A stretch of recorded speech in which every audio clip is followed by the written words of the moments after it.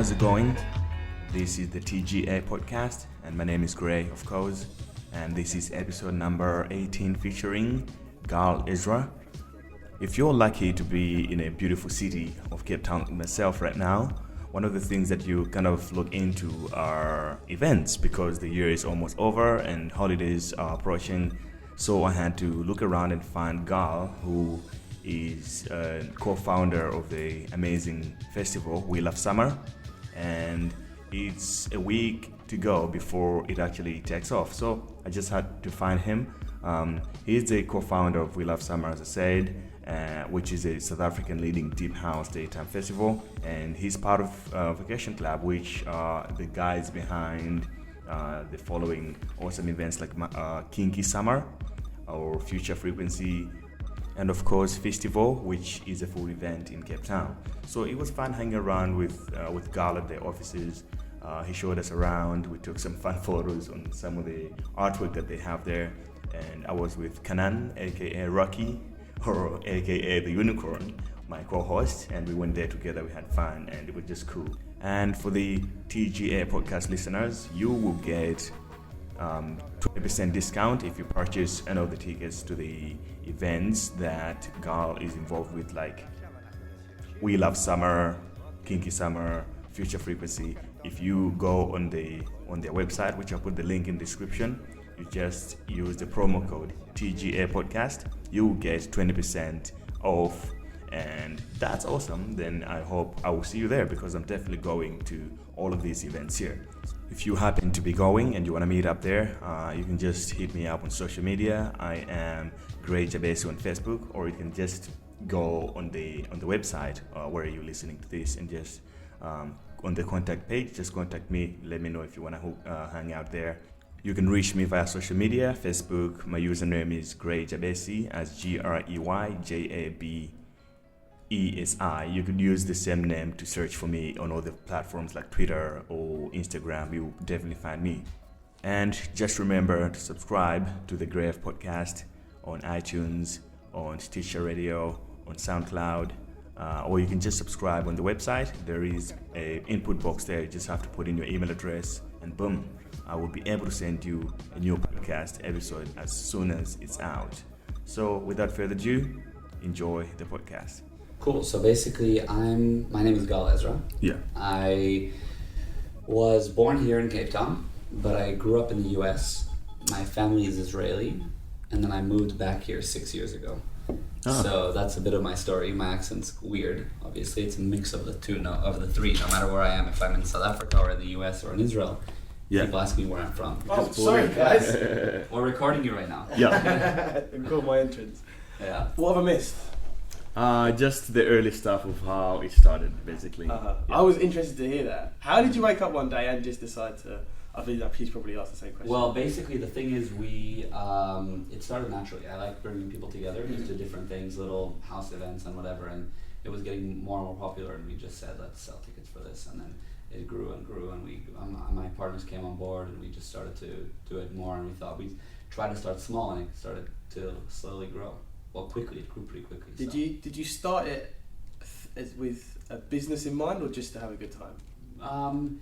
It was never. We did want to sort of make a little bit of money type thing, but really a little bit, not that it'd be like a living necessarily, but see where it goes, and just for the fun of it, maybe for a few months, and it grew quickly in those few months, and then it became. So it was somewhere between just to have a good time and to maybe make a little bit of money, not to lose money, but that's. And when you realised that it could legit be a business, then What were you doing before this?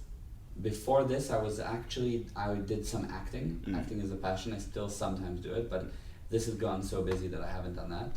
And I was working a little bit with my father, doing some stuff with him, and just trying to be entrepreneurial on my own. Yeah.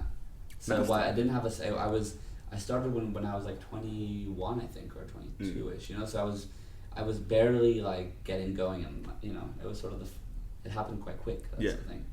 Okay. Yeah. Kanan, do you want to guess how old he is? Does he suffer from the same thing? Do you look older than you are? Some people think so. Everyone thinks I do. I'm only 23, Shane. Oh, really? Yeah. Yeah. I wouldn't say older than 26. You're good. Yeah. Oh, 26, how do bang you know that? I'm on a roll. No, Oregon I'm 26. 25, but you're right. Not older than 26. Yeah. That's right. I'm I on a roll, don't know man. what's the Yeah. issue with people kind of guessing that you're older than you are. Hey, Usually, mine- I get the same mine's problem my here. So beard I don't know if it's a and beard. my fading hairline. That's my excuse. I don't If know. I shave my beard, I look like I'm I look 18. a baby. Yeah, I look Yeah. a baby as well. I don't know. Eh? Yeah, it's fun. So we were talking about the very coming event, just like next week, would say. Yeah. Yeah. We still have tickets for that. Can people still attend? For We Love Summer? Yeah. Yes, tickets are still available. Absolutely. Yeah. They'll likely be sold out somewhere in the course of the week, but they're available as of now. All right. Yeah. So So yeah. is this the biggest summer you've built up? This summer This that's summer coming is- in terms of all the events we have is definitely going to be the biggest. Yeah, we've started some new brands and we're involved in events that is, there's a lot of events we've taken onto our plate. So Have you got like a big marquee key event throughout the summer, or have you just got lots of ones that you want to keep running? what do you mean one big? Have you got? I mean, I went on the website and I see that you've got a lot of events throughout the summer. Right. But is there one big party Well, that you're excited for? yeah, I mean it's tricky to say. Each of them are so different and special. So We Love Summer now, it's like the big one. It's the start of the season. Mm-hmm. Then we have a brand new event called Future Frequency, which is happening at a container yard. It's a techno event. Yeah. It's going to be incredible. It's that's quite a major. It's going to be quite an interesting thing for the events industry because it's different and Very the whole vision of it is different. So we have that, and then New Year's is our biggest in terms of numbers. We're looking at about 6,000 people, give or take, in Franschhoek. New Year's Eve, we're trying to make it. It is the ultimate New Year's Eve experience, and so it's just going to grow accordingly to that. And then we have a new sort of like festival, which is a winter concept. We have an event called Mahali, which means market in Swahili, and the idea is it's a very Pan-African sort of proudly African event where we're going to get like African traders and really create this like unbelievable African experience. So that's also happening. So we have so many interesting things that we're Excited for taking everything. and it's excited for everything. I want to attend that one. When's that? That we're looking at end of November actually. This November. Yeah, it's around the corner. So Ah. it's very soon. If not then look, we're trying to do at least 2 or 3 before the end of the summer. Oh, okay. So there will be quite a few, and it's going to be very interesting. We're also looking at the venue of Festival, which is the Woodstock venue. So it'll have similarities to Festival, but the offering will be very unique. Right. Yeah. So in your travels, what would you compare the events that we just talked about to something that people could relate to? It's funny, like these boutique events that we do. Yeah. These boutique events that we do are, I think, very unique to other places in the world. You can try to compare We Love Summer to like I try to tell people like it's like Coachella but boutique but smaller. But it's not really like Coachella. It is because it's an outdoor event. But I mean, Coachella is not on a wine farm in Cape Town. You know what I'm saying? Yeah. Coachella has got these huge artists and it's very commercial, where We Love Summer is not necessarily that, but it has these intimate elements that no other festival has. You can try to compare it to like a rooftop pool party in the middle of New York, but it's not that. It's, the event has an X factor to it, which when people come to it, and I have a lot of friends from all over the world that they've come to my events, and they're like, my goodness, I've never seen something like this. I think for me, one of the things I love about Cape Town is that fact that you can do things here that will be nowhere else in the world. Because Right. where are you gonna get a festival on a wine farm? Yeah. Where else? Are you gonna? Yeah, exactly. Very true. So that's you can sort of compare it to other festivals, but you can't compare it to like EDC or Ultra or Tomorrowland. It's like they're both festivals, but they're totally different things. It's like saying an apple and an orange are both a fruit. I mean, Yeah. it's like, okay, you know what I mean? Yeah. You can't compare them really. So if you not running events, obviously you have dates that you actually have to be in the city. And for the rest of the year, what are you doing?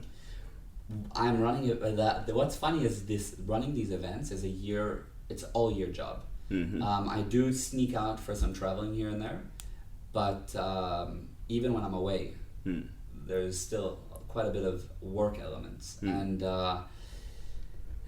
it's incredible. People don't realize the amount of work that goes into events. And when we first started, they were like, "What do you mean? You just have a bar and some music?" That's the perception. If you could, this is because we had this discussion as well. I mean, it's all well and good. I mean, everyone when they were young wanted through parties and things, and like you said, it was just make sure you get alcohol, make sure you get music, and some food. What are the things that people don't realise that go into planning an event like this? Right. Well, here's what's interesting: is if someone told me when we started all the things that it would take.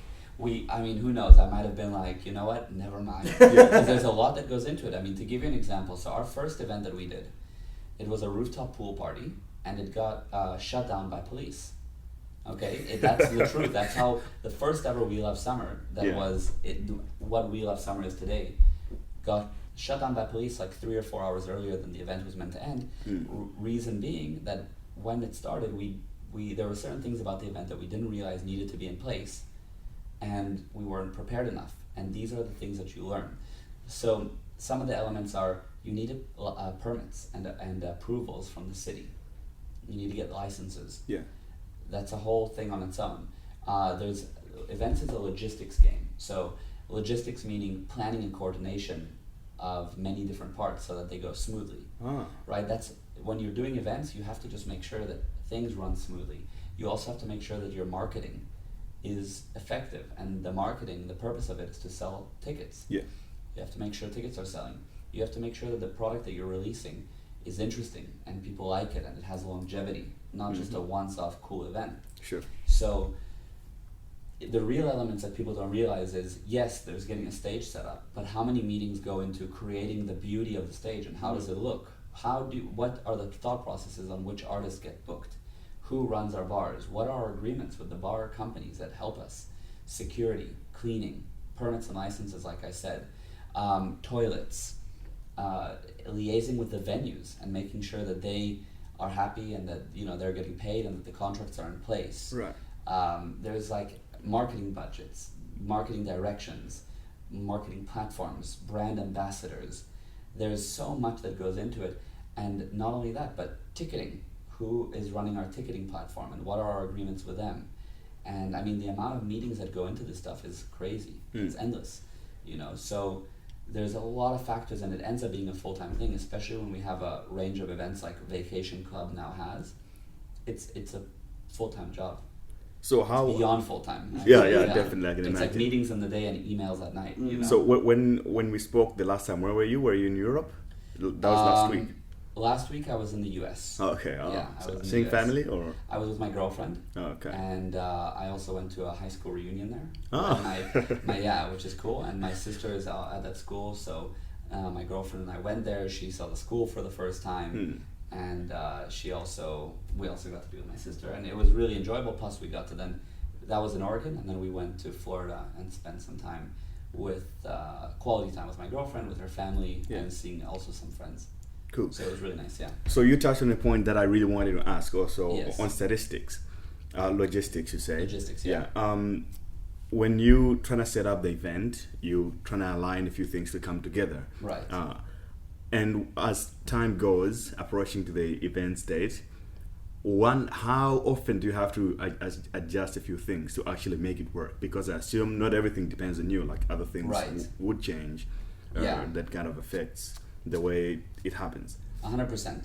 Look, so for all our events, we're a core group of 4 people, okay, in Vacation Club, and for each of our events we have a 5th partner. So We Love Summer is the core group of us 4, and then for Festival and for Mahali, which will be the new market, for Future Frequency, for Kinky Summer, the New Year's event, we each have partners for those. So, and there's the group, the 4 of us. So it's like the workload is spread out amongst us, and so it's a lot of coordination of who is doing what and separating the work. So person A does this, I do that, person B does, so there's spreading it out, and there's always coordination on, okay, what's happening, who's doing what is it costing, where are the ticket sales looking to be, and based on that information we adjust and we give each other feedback, and we try to use all of our ideas to make a better product than just what one of us could have done. So that's that it's constantly changing. The direction, it's not changing as in drastic changes. We know the direction that we're going. Yeah. We stick to a general plan and formula, but we're always tweaking things here and there, adding something here, taking off something from there, and all to reach the final product. Yeah. Yeah. So, for example, the We Love Summer. Yeah. How many things had to change or surprised you in the process of this year? This year. Yeah. Well, it's interesting because for this year we've just started. So, just to give you a few ideas on this year. So right now we're at a time when we have exams, student exams, and there's been a lot of protests and so forth, as we know. Yeah, sure. And so because of that, we've had to be creative and aware of how do we still make the event attractive and still get people there, sell it out, etc. So that's been something that's a factor that we couldn't predict. Or to give you an example, let's say the weather is bad for an event. We might have to put tents all over the venue. Yeah. These are little things that change because there are certain elements that are unpredictable. Mm-hmm. But then other things that might change or are worked upon is, how is the stage going to look? How big do we want to make it? What's the design of it going to be? Yeah. We might add or decrease toilets or security. There's so many little funny factors that you wouldn't think of. Yeah. By law, you until this year needed 1 toilet for every 100 people. For example, that's just the law, which it balances out about right. But now it's gone down to 1 for every 70. Oh, okay. So, but that's something. And just as if I'm telling you this just as a random fact. Yeah, sure. That people wouldn't know. People wouldn't know. Yeah. So we have to order a few more toilets. There's these little funny things.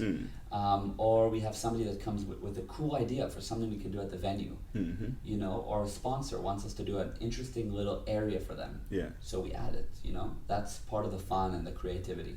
Cool. Yeah. I didn't know that. So, obviously, the build-up, the closer you get to the festival, it must get more and more hectic. Can you enjoy your events though, or are you still running around trying to organize? Yeah, it's interesting. Like there's definitely that during the event, there's a lot of running around. As we've gotten our formula down better for our own sanity, we've been trying to make it so that we can at least take a step back and make sure that everything is still running. Yeah. But we're definitely not there to party necessarily. We're there to make sure the event goes well. Yeah. And it is a lot of coordination and making sure things are smooth and checking up with people and maybe hosting certain people like our sponsors and making sure that they're happy. We're very hands-on at the event, very. And for that reason, I do love the event and I enjoy it, but I don't enjoy it to the same level as like someone who's carefree and just coming to have fun. That's like baking a cake and not eating it. Yeah, exactly. Precisely. Yeah, it's true. But look, as cliche as it sounds, we really do it for the enjoyment of the people attending. Yeah. Sure. That's our business, is to create great experiences for other people. Right. So, it's understandable. That's just the way it goes. And that is, cheesy as it is, that is the joy for us, is to just create great experiences for people. Yeah, we're not there to necessarily have fun at the event itself. Right. So for some of the listeners here are not in Cape Town. Some of them are here, but could you just tell them exactly when these events are happening? Yes, absolutely. So what we're looking at is we have We Love Summer on March 12th. Okay, that's the first big one. Then we're doing. Sorry, what am I saying? Not March 12th. That's this last one that we have. Yeah. We have We Love Summer November 12th. No, yeah, I was like, I know this one. We're talking about it. I'm there. Good. We're there. Yeah. Sorry, I'm thinking of way too many dates in my head. I can imagine, man. I can imagine. November 12th is the first one. We Love Summer, the big one. Then we have November 25th. We're looking at this new African market style event called Mahali. It's going to be really beautiful and really amazing. November 26th is Future Frequency Festival. That's basically the most forward-thinking festival. We're trying to create an amazing experience at a container yard. The venue is incredible. The offering is amazing. It's basically, we're doing a whole offering across 3 venues, the main one being the container yard. People can look it up on futurefrequency.co.za. Sure. So that's November 26th. Then we have December 11th. We have a We Love Summer at the Grand. which is a very intimate beach party style event. And then we have 2 events in Plet at the end of December, and those are going to be called Palm Beach and Wheel of Summer. Will be doing like a takeover day of those 2 events. That's end of December. And then we have New Year's, which is December 31st, obviously, Kinky Summer. 6,000 people, beautiful venue. I mean, massive camping, glamping, like 3 stages, and then another 3 smaller dance floors. I mean, it's a massive, proper, it's going to be incredible. And I mean, the events are endless, as you can see. That's just until the end of 2016. Yeah. And then the rest of the dates are on experience.They. We have 2 more We Love Summers after that. We'll probably have 2 more Mahalis. We'll have another Future Frequency, and I almost feel like I'm forgetting something. But I'll put it in the show notes as well on the website. Yeah, do you have a closing party? So the closing party is going to be at the end of somewhere at the end of March or in mid-March, and that idea is somewhat under wraps, but it's under wraps, but it's going to be very cool. It's going to be a big one. It's going to be a big one. It's going to be a very, very, very experiential event. People there for possibly camping, most likely camping, and it's going to be very cool. What is your what is your your biggest highlight on all events you have done? Like you actually having fun or something happening that was like wow. Which one I really love the most? Yeah, could be, or just one element that happened suddenly, something that you're like, oh wow, that kind of sticks out. Yeah, that's a good question. I mean, look, New Year's Eve last year was for us our biggest event to date in terms of number and production size. Right. And there are so many elements that go into an event like that, and it's so many months of planning and days of setup. So we got some of our best feedback from that event. People were really impressed by the details that went into it. So for that reason, it was there was hard work that went into it. So to get the positive feedback and to see that people really enjoyed the event, New Year's is a very important day. You better make it really enjoyable for people, and they loved it. So that was for us a very big highlight, because it showed us that we can grow and still do it well with quality. And this year we're aiming to grow above that. So knock on wood, hopefully it'll be good. Oh, 100%. Yeah. So, I've only been in Cape Town for a year, so I didn't really know. I landed this time last year, so I didn't really know Cape Town in terms of partying for the beginning of summer last year. But I know ultra is obviously a huge thing here. But in terms of competition, do you have much competition in and around Cape Town? It's interesting. Some of our events have events that are similar to ours. I like to kind of think that we did what we're doing sort of first in some ways. Maybe not in every aspect, but we did certain things kind of leading the path or pioneering. And then there were other ones that came along and did similar style things. But in terms of the size and the amount that we do, it's interesting. Nobody does the scope of events, like a market in the winter with a summer day event. So there are similar things, but Ultra, I wouldn't classify them as competition necessarily. We're in the same industry, but it's just Ultra's massive, it's like 15,000 people just in Cape Town, if not more, and Joburg, and it's huge artists, and it's a very well-established international brand. So I can't compare them necessarily. Right. But it's tough to answer the competition question, because there are differences. There are people doing similar things, but I'm pretty proud of the portfolio that we've managed to set up. Cool. Yeah. No, I think it's pretty unique in the fact that look, I don't know. Have you been to the UK at all? I've been to the UK, yeah. Did you spend the summer there? No, I haven't. I was there in the summer, but only for a few days. The festival in England is huge, which is one of the things I was super keen to get you on to the podcast, because festival in England is massive, and I've been to so many throughout my time, my childhood, teenage years mostly. But the ones that I really enjoyed, like everyone knows about Glastonbury, Reading and Leeds, but they're just... they're huge and experience is good, but it's just a bit too big, if that makes sense to you. Absolutely. The best one that I've been to is one called Boardmasters, which is about 8,000 people, give or take. Yeah. Much better atmosphere. Right. Much more intimate. And because it's not so huge, there's not such a... Like, obviously, it's Martin Garrix and David Guetta for Ultra, and you're not going to be able to get anywhere near them, right, etc. So it's just a different vibe, the smaller ones. I much prefer the smaller ones anyways. I mean, we want people to feel like the whole space is theirs and they can be with each other. Yeah. I mean, you hear things. I mean, you can't really compare what I'm about to say to our festivals, but you have like Burning Man and Africa Burn. A lot of people say they love Africa Burn because it's much smaller to Burning Man and it's a lot more intimate.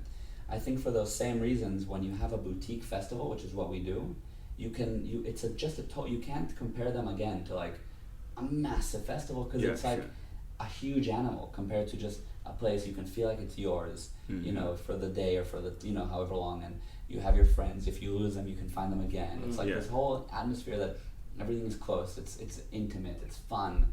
Yeah. You know. Sometimes when you go to a very big event or festival, sometimes it feel like you was there, but you weren't really part of it. You know, you're like a number. You're like a number. You know, you Yeah. don't really feel like you experienced everything. You Exactly. know, which is kind of a. But it's good that, you know, very boutique events kind of serve that kind of space. One thing I was carry on. I was just gonna say, have you guys had a chance to go to We Love Summer yet? Or No, but this is gonna be the first okay, one. so you guys will see. So you'll see what I mean. Yeah. I'll have to get your feedback afterwards. We'll tell you, man. Yeah. I'll let you know. And for I've definitely seen the Kinky Summer trailer video.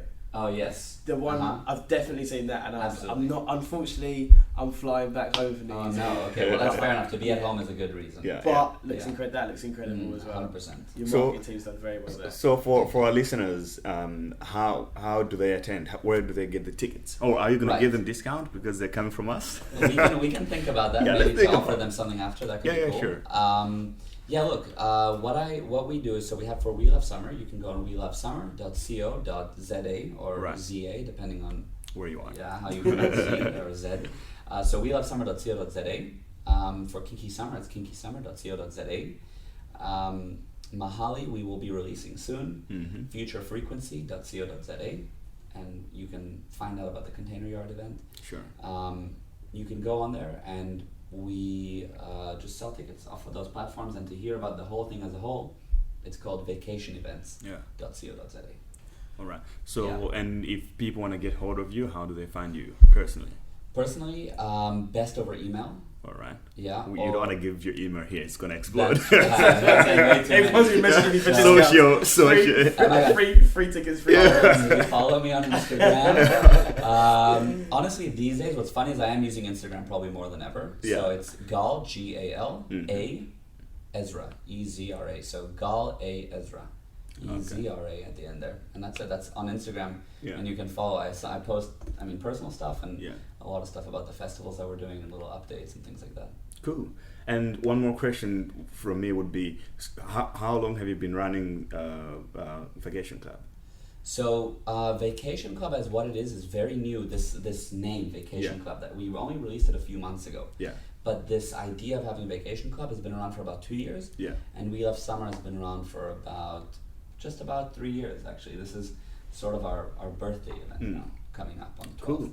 Yeah. So back then, like 2 or 3 years ago, when you had to deal with the permits and police, you were like 22 or 23. Yeah. How did you deal with all that stuff at that age? Kind of hectic. You take it. Yeah, you take it. It wasn't about the age so much. It was just new. So you take it as it comes, and we made little silly mistakes and stuff like that. And these days, my business partner deals with all of those things.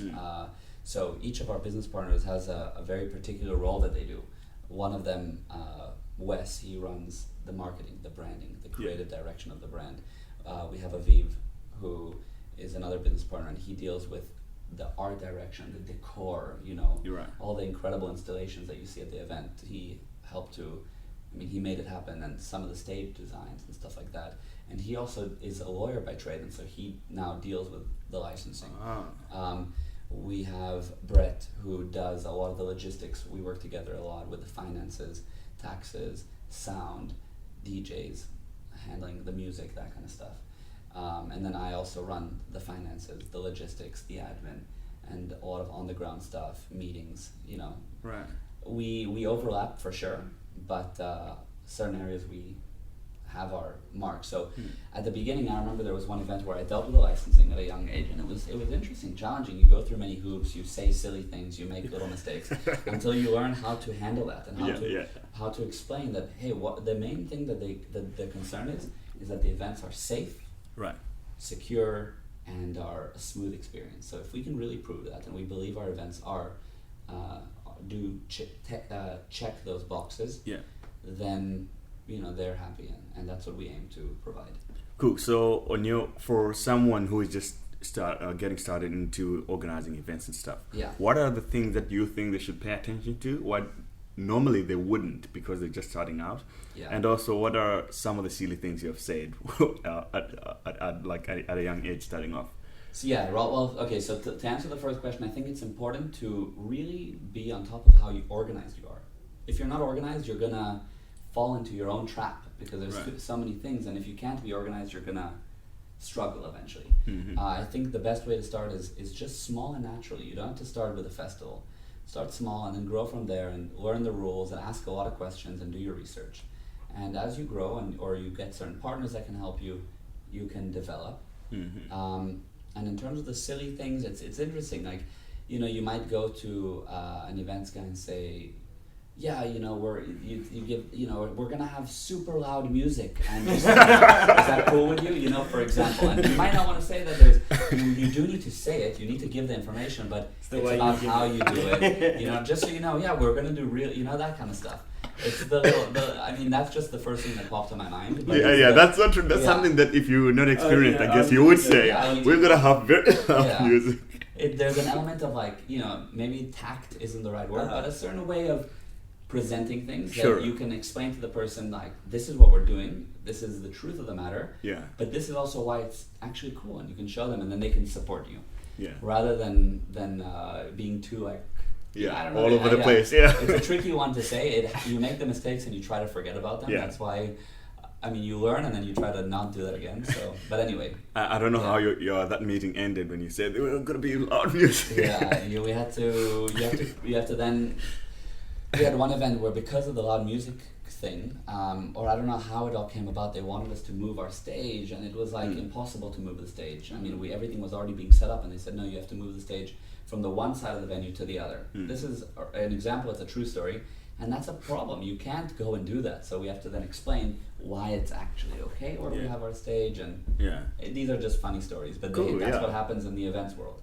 So how did you find your partners, your business partners? Were you guys friends since day one? Funny enough, no. We actually were todally started as sort of business partners. My one business partner I met him at a casting, because I was doing auditions for acting, and he was in town from Israel, and we met, and we started to do these little get-togethers, and I saw that my other business partners, they were doing these little house parties as well, and at the time those house parties they were doing were called We Love Summer.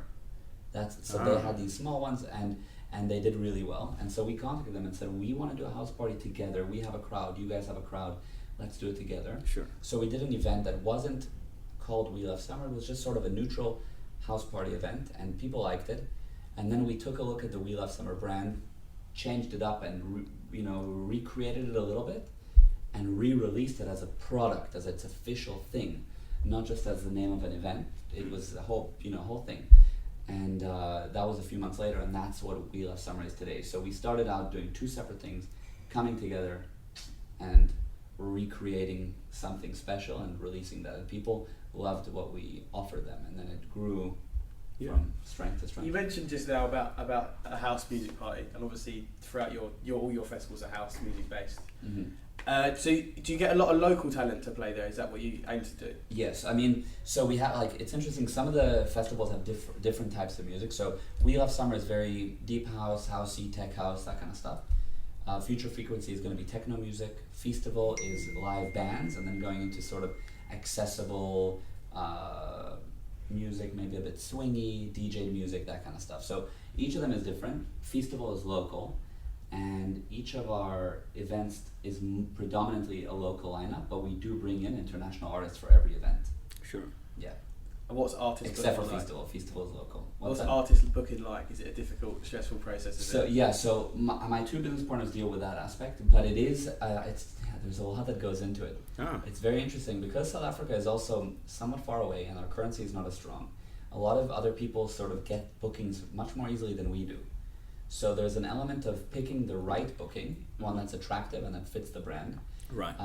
But there's also the element of meeting the artists, requests and requirements, and you have to do it well in advance and make sure that they're into it. And there is a lot that goes into it. It's not as easy as calling up like a semi-well-known artist even and saying, "Hey, can you play?"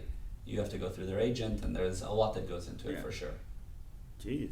Yeah. Yeah, man. And now, finally, before we close, speaking about your office space, how the hell did you just decide to be in this? this? This isn't a bad office. It's incredible, bro. Cool, huh? I entered there, I was like, the architecture is very cool, and the lifts are so quiet, and you don't even know. I didn't think I was moving. Yeah, I genuinely didn't think I was moving. I like, oh man, this is great. Put together. They did a great job with these offices. So basically, there are 2 floors. It's called Work & Co. And they are shared office spaces. But I mean, we used to have another shared office space, and then we moved away, and some time went by, and we said, no guys, we need an office, right? Yeah. So what's nice about this office is we can work together as a team. The place is beautiful, 2 floors, shared offices, amazing lounge, like a shared lounge, and it's a service space, so there's like other added benefits, and it's just a beautiful place with other creatives and other people that we can kind of collaborate with sometimes. And we saw this place and we loved the vibe of it, how young it is and fresh and professional, and we said, no, we need to be here. And it's actually been really nice to bring people here, such as yourselves and other people to, it's really wonderful. We really enjoy it. Yeah, I saw like on the other side there's a party going on, and there's a meeting in the other room, and there's a wall with a bunch of words. Have you seen it? No, I'm gonna have to take a photo on that wall. It's cool. It's incredible. There's a lot of photo plates. You want to take photos of the place. I mean, what's cool? So it's Friday today, obviously. So Friday they do like wine day in the lounge, where the idea is that people can go grab wine and also interact with the other offices on the building. So it's a collaboration opportunity and networking. It's just a cool thing they do. I mean, they have a lot of awesome touches. Like sometimes they bring us like fresh croissants in the morning. Right. Just like on the office, the office kind of provides it for us just as a thank you for being here. And they're really cool, and so it's a great space, and it's allowed us to dedicate time to working as a team, and we really enjoy it. Cool. I just moved into a new office last night, and I thought that was the shit, but but now I have to rethink about that. It's a great place. Don't get any bad views in Cape Town. Cape Town is an amazing place for all you tourists out there. A lot of the tourists listening to this. Cape Town. Yeah, what happens is you come here and you think, it's pretty nice, and the more time once you come here, that's it. It's like you're trapped. You fall in love. Yeah. You fall in love with Cape 100% Town. right. All the people that we have stayed with, including this guy. I had a 3-month visa. Yeah. 4-year visa now. It's really, you fall in love with Cape Town. I have a lot of people that come to be here to visit me, people that we entertain, international DJs, you name it. Yeah. If you come to Cape Town, you're gonna get hooked. You're hooked. Yeah. You'll never be the same again. Sure. Last question from me on artist booking. Yes. I know you don't do it personally, but dream lineup. Dream hard lineup. question, hey. Oh man, it's good hard question. It is a hard question also because it depends on what event. So if it was a We Love Summer, deep housey kind of right. I love so what's interesting is we always discuss about the style of music and where music is going. We Love Summer to me is a very accessible event, and we've talked a lot about this as a team, but I find that it needs to be very fun, very accessible, very sort of anyone can like it. You don't have to be big into music, you can just enjoy it. So there are some locals that we always have, which are awesome to have. And then there are other people who, what's funny is that if I wanted to get in our dream lineup, we technically could. You know what I mean? Sure. But it's about just picking one at a time and creating it. I think that the lineup that we have coming up is amazing. So we have Hula the Song for November 12th. Yeah. He's a local. I mean, he's a well-known African DJ, and he just plays amazing music. And then we have Kyle Watson, who's super fun, super accessible, great music, and he's become very well known. So I mean, those two are powerhouses. Yeah. And we have a couple other international bookings for our second stage, our Future Frequency stage, that we're doing at We Love Summer. And then a variety of local artists that are fantastic, and we've had them before, and they've created awesome, really awesome atmosphere for our attendees. So this is a pretty good lineup that we have. I must say it's going to be a great event, November 12th. Sure. Yeah. Awesome, man. It was nice chatting to you. I'm going to Thank enjoy you. myself. Good, yeah. Oh, absolutely. I'll be searching for you to see how stressful you are. You'll be running around. Hi, good to see you guys. Are you going to be running around with cables and say, we'll see you just now, and then you're gone? I'll definitely look official with the walkie-talkie. Yeah. For sure, yeah. Cool, man. Absolutely. So we'll be seeing you on November 12th. and 100%. hopefully throughout the rest of the season Yeah. as well. 100%. And to the listeners, we're going to try to talk to him to get you a discount if you We'll book do from the something. podcast. We're We're going to have to do We'll something. send you guys a discount Sure. for sure. Let's do it. And that was it, guys. Just remember, you can get 20% off ticket sales if you buy using the promo code TGA Podcast from their website, Vacation Club, which is vacation.Events.co.za. I'll put the link in the description as well, then you can find it there. Or you can go straight to welovesummer.co.za and you can get 20% from all the events if you use TGA Podcast as your promo code. And remember to subscribe to the podcast for more content like this. Otherwise, stay awesome. I'm out.